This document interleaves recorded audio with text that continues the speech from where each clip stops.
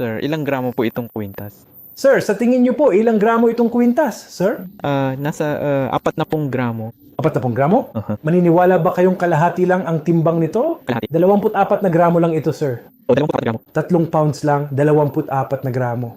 Meron kaming magandang Arabic design na ito. Napakaganda tingnan. Ha? Napaka-elegante. Meron pa kaming mas magaan dyan. Gusto nyo bang makita? Sige, patingin. Sige, tara.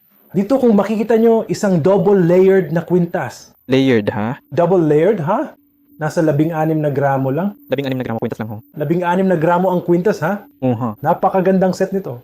Yung buong set ay 20 gramo lang. Gramo? Ang buong set. Wow. Kaya ang kwintas ay 16 na gramo lang.